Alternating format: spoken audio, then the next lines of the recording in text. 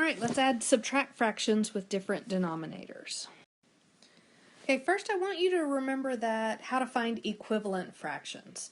So with equivalent fractions, you can multiply the top and the bottom by the same number and you will come up with an equivalent fraction. So on part 1 here it says find two fractions that are equivalent to 5/6. So I always look for the easiest equivalent fraction, so I might multiply the top and the bottom by, let's say, 2. Whoops, hang on. Okay, sorry about that. Multiply the top and the bottom by 2. So if I multiply the top by 2, I get 10. If I multiply the bottom by 2, I get 12. So 10/12 is equivalent to 5/6. It says to find two fractions that are equivalent to it. So I might want to multiply the top and bottom by 3. So I get 15 over 18. What I want you to realize about equivalent fractions is that if I were to reduce both of those to lowest terms, I would end up right back there at 5/6. Now, I also want you to remember how to simplify. So remember, a fraction bar is a grouping symbol.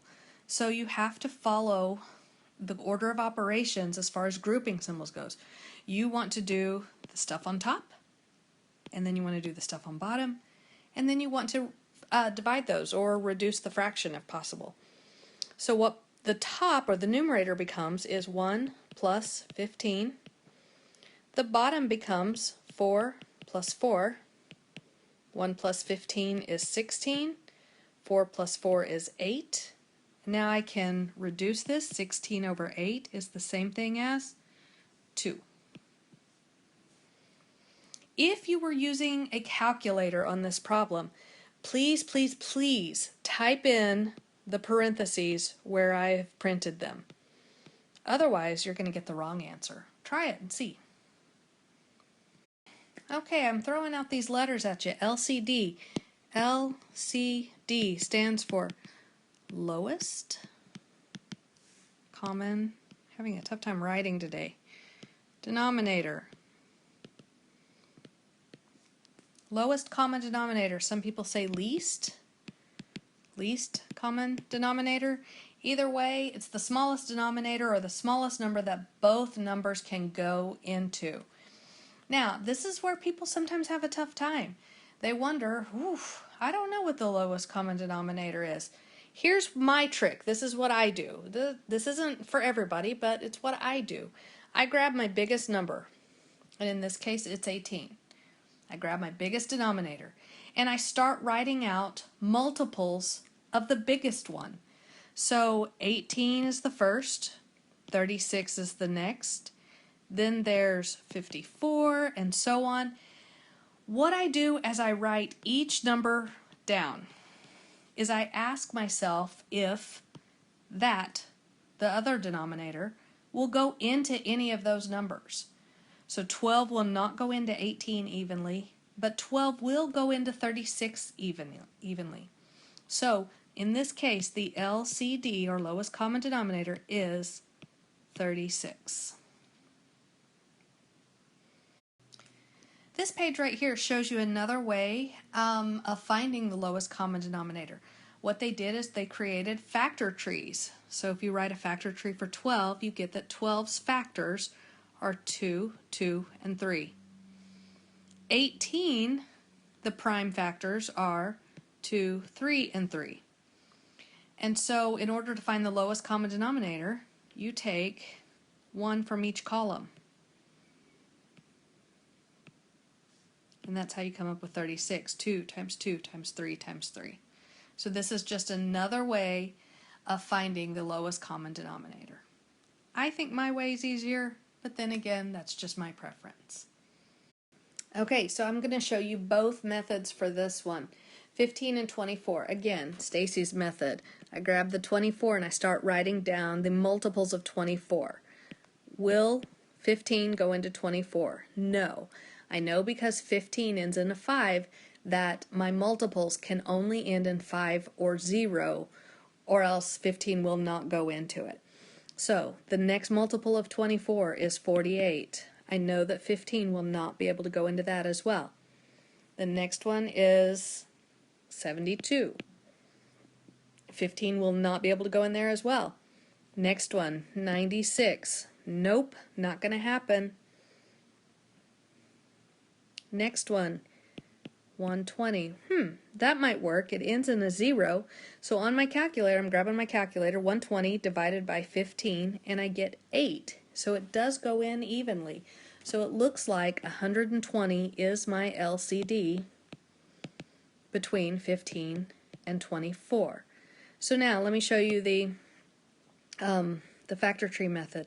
So let's make a factor tree for 15. 3 times 5. Oh, okay. Those are my prime factors for 15. Let me make a factor tree for 24. 2 times 12. I always circle my primes. 2 times 6. 2 times 3. Okay, so the prime factors of 24 are 2 times 2 times 2 times 3. The 3's here line up. So according to the rule for finding the LCD, you have to take 1 from each column. So I have to take 1, 2. I have to take another 2. I have to take another 2. I have to take one of the 3's because they line up, and then I have to take the 5. So 2 times 2 times 2 times 3 times 5. 2 times 2 is 4. 4 times 2 is 8. 8 times 3 is 24. 24 times 5 is 120.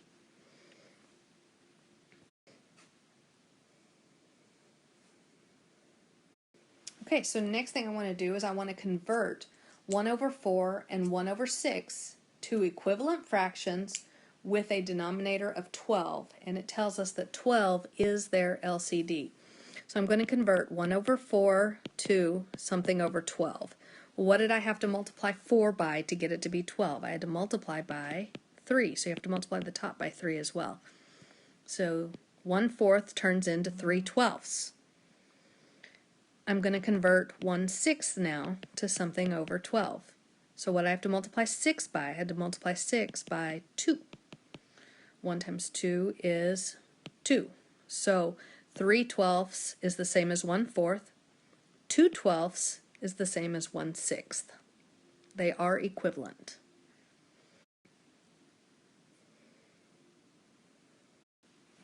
Okay, remember the 15 and the 24? We did discover that 120 was their LCD. So now we're going to convert fractions, the 8/15ths, into something over 120. So 8 over 15 is equal to something over 120. So 120 divided by 15, that was 8, right? Okay. So I've got to multiply the bottom by 8 to get it to be 120. I've got to multiply the top by 8. So I wind up getting 64 120ths.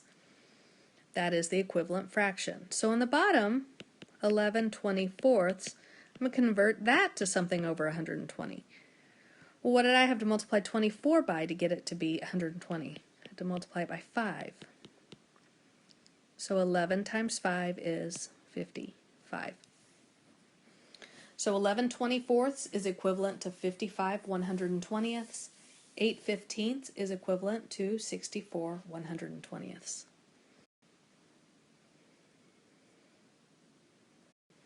Okay, so now I want to add 1/2 plus 1/3. Now the thing about adding 1/2 plus 1/3 is that they do not have a common denominator, so I can't add them in this form. I have to create equivalent fractions in order to get them in a form that I can actually do something with. Their common denominator, or lowest common denominator, is 6. So I'm going to turn both of these fractions into something over 6. What did I have to multiply 2 by to get it to be 6? I had to multiply by 3, right? So 1 times 3 is 3. So 1/2 turned into 3/6. What did I have to multiply 3 by to get it to be 6? I had to multiply by 2.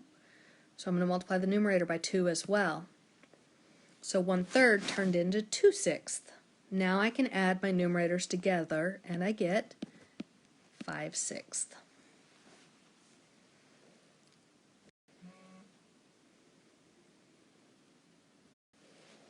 Okay, on this problem right here, sometimes you don't have to change both fractions. Sometimes you only have to change one fraction.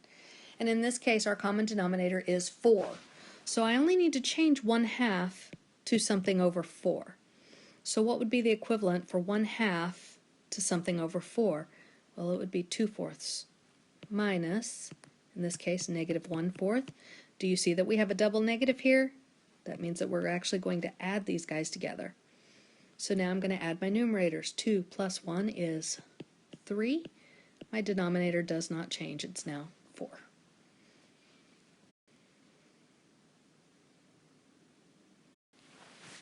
Okay, so the common denominator, we found this one earlier, between 12 and 18, is 36. So let's turn 7/12 into something over 36, and let's turn 5/18 into something over 36. So what did I have to multiply 12 by to get it to be 36? I had to multiply by 3. So I'm going to multiply the top by 3 as well. And so I get 21 for the top there. 21/36 is my numerator. All right, I had to multiply 18 by 2. So that means I want to multiply 5 by 2. And so my numerator on this one is 10. So now let's add these babies together. 21 plus 10 is 31. Do not change your denominator. 31/36.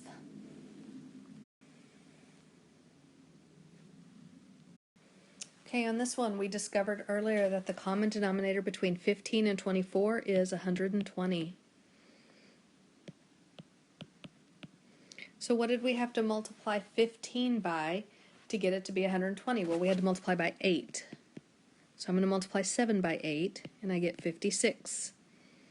I had to multiply 24 by 5. So I have to multiply 19 by 5. And 19 times 5 is 95. So now I want to subtract 56 minus 95. 56 minus 95 is negative 39 over 120. Sometimes these are hard to tell if they're reducible, and this is honestly why I tell you guys grab your calculators and test it out. But I do know that this is reducible by a factor of 3, and how you tell if something has 3 as a factor is you add your numbers together, add your digits together. So I know that 39 is divisible by 3 because 3 plus 9 is 12. I know that 120 is divisible by 3 because 1 plus 2 plus 0 is 3, so it's a multiple of 3. So I know that I can divide the top by 3 and the bottom by 3, and I can reduce this. Okay, so the numerator becomes negative 13, and the denominator becomes 40. So our final answer here is negative 13/40.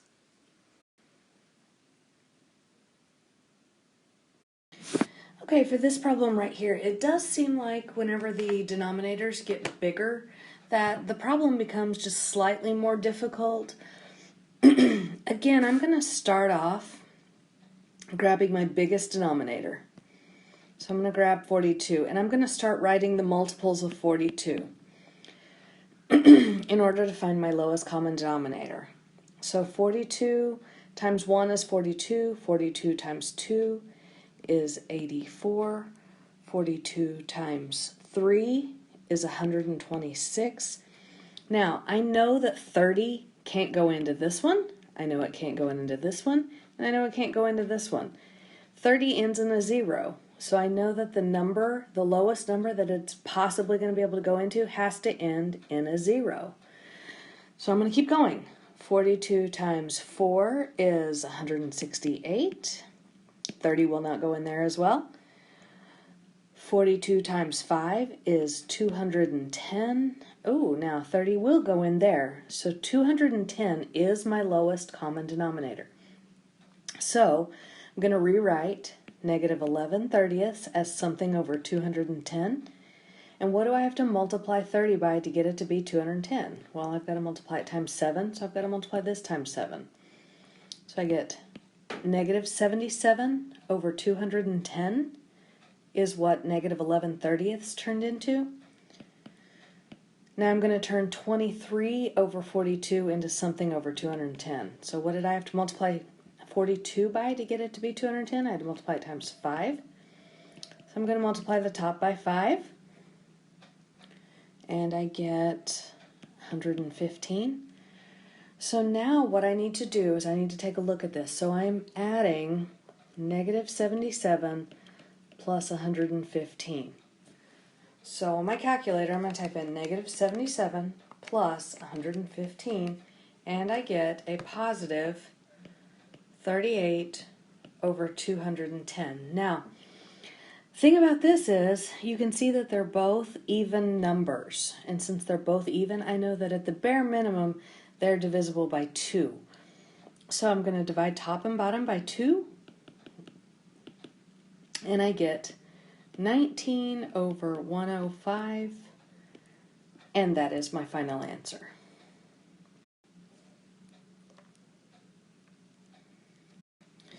Okay, for a problem like this, only difference is we have a variable on top, and that's okay, we can do that. So, what is our common denominator between 5 and 8? Again, if you need to do this, do this. If not, if you can see that it's 40, that's great too. Go ahead and write out the multiples of the bigger one.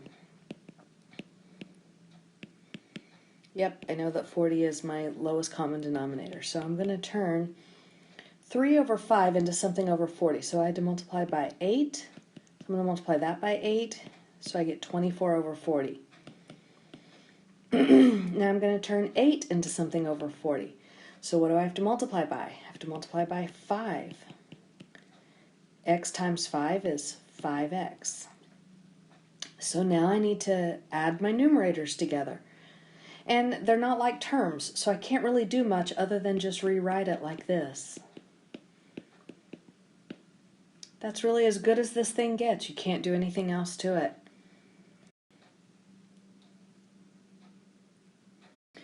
Okay, for this problem right here, I just want you to see the difference between adding and dividing. So we're using the exact same numbers. One of them we're going to divide, one of them we're going to add. So on part A, I need to have a common denominator. And I know that my common denominator between 4 and 6 is 12. So I had to multiply 4 by 3, so I've got to multiply negative 1 times 3.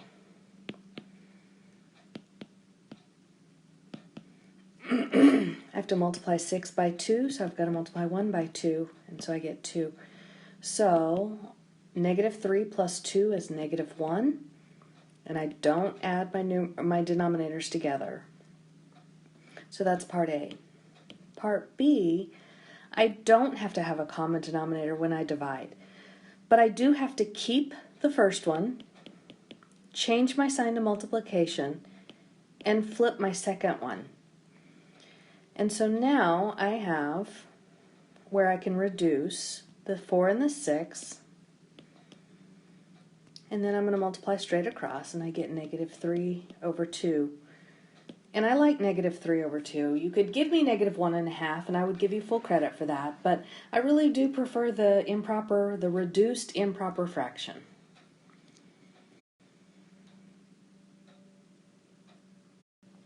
Okay, on this one, again, we're using the same numbers. We're just, in the first one, we're subtracting, and on the second one, we're multiplying.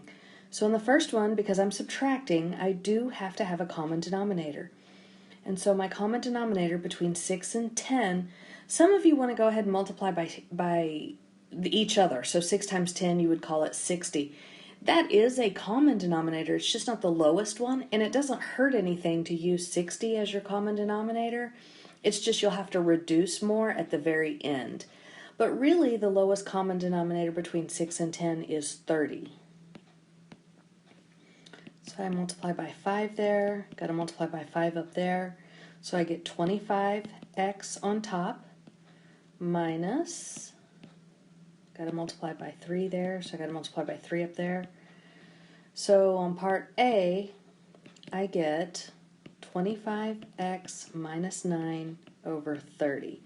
And that's as good as that gets. Can't do anything else to it because they're not like terms. On part B, I could possibly reduce some things. So check this out. I can reduce the 5 and the 10. Even though that x is there, I could still reduce the 5 and the 10. And I can reduce the 3 and the 6. So I still have a 1x up here. 1x times 1 is 1x, or just x. 2 times 2 is 4. Two very different answers, but we use the same numbers.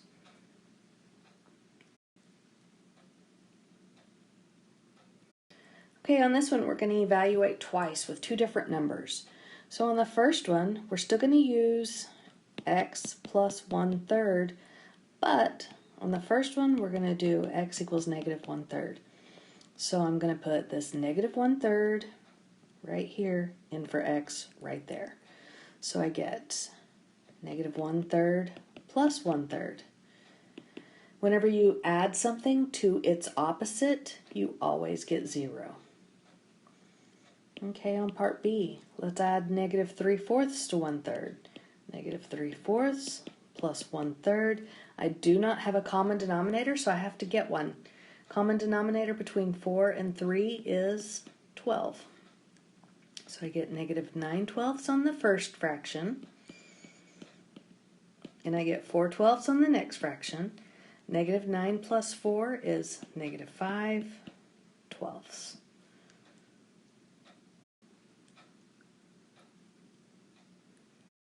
Okay, on this one we're going to evaluate y minus 5/6 when y equals negative 2/3.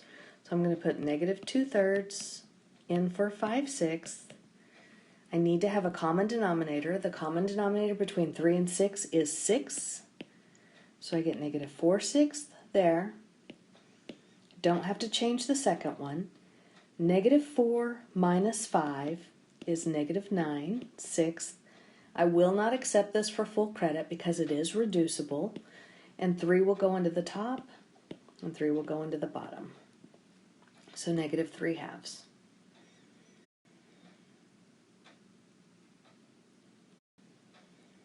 Okay, here, p plus q divided by r when p is negative 4, so I'm going to put negative 4 where I see p. I'm going to put negative 2 where I see q. And I'm going to put 8 where I see r. Now I need to reduce the top. Negative 4 plus negative 2 is negative 6 over 8, and now reduce the fraction. Negative 3/4.